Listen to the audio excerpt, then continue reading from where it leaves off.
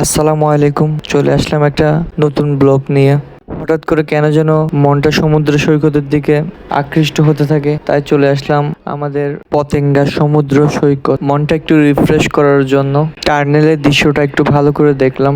টার্নেলের দৃশ্যটা কেন যেন আজকে অনেক সুন্দর লাগতেছিল। তারপরে সমুদ্র সৈকতের আরো নিকটবর্তীতে চলে গেলাম। সমুদ্র সৈকতের দৃশ্যটা আজকে কেন যেন আগের অন্য দিনের তুলনায় আজকে অনেকটা সুন্দর লাগতেছিল। চারিদিকে দোকান, সমুদ্রের হাওয়া, সমুদ্রের ঢেউ, সমুদ্রের সেই জাহাজগুলো দেখে খুব অনেকটা সুন্দর লাগতেছিল। ভিডিওটা না টেনে সম্পূর্ণ দেখবেন এবং আজকে ব্লগের শেষে পতেঙ্গা সমুদ্র সৈকত সি বিচের এক অনন্য বিকেলবেলার দৃশ্য দেখতে পাবেন। এরকম দৃশ্য আমার লাইফে এর আগে কখনো সচক্ষে দেখিনি। তারপরে অনেকগুলো দোকান ঘুরে দেখে আমরা একটা দোকানে সিলেক্ট করে ভালো পরিবেশ দেখে বসে গেলাম কাঁকড়া খাওয়ার জন্য। কাঁকড়ার ভিডিও শুটটা নিতে ভুলে গেছিলাম, তারপর খাওয়া অর্ধেক যখন হয়েছে তারপর আমরা ভিডিও শুটটা নিলাম। এই কাঁকড়াগুলো কিন্তু অনেক মজা ছিল। প্লেট 150 টাকা করে এখানে বিক্রি হয়। এখানে কাঁকড়ার অন্যতম একটা রেসিপির দিক হচ্ছে, যেটা হচ্ছে কাঁকড়া স্বাদের মধ্যে টকও থাকে, ঝালও থাকে, মিষ্টি থাকে না, টক এবং ঝাল এই দুইটা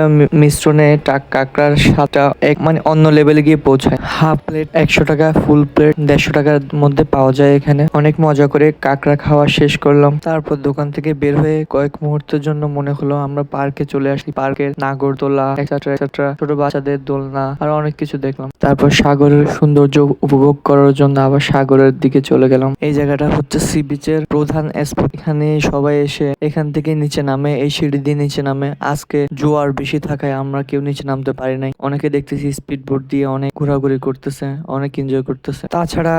তাছাড়া আজকে অন্য দিনের তুলনায় অনেক মানুষ কম আছে, যার যে দিক দিয়ে আমরা একটু ভালো ভিউটা দেখতে পারতেছি। অনেকে দেখতেছি কক্সবাজারের ফিলটা উপভোগ করে ফেলতেছে এখানে গোসল করে। তারপর যে মুহূর্তটার অপেক্ষায় করে এতক্ষণ ছিলাম, সেই মুহূর্তটা এসে হাত ছানি দিল। এই ভিউটা আমার দেখা আমার লাইফের সবচাইতে বেস্ট ভিউ। এরকম ভিউ আমার লাইফে আমি কোনোদিন দেখিনি, সচক্ষে কোনোদিন দেখিনি।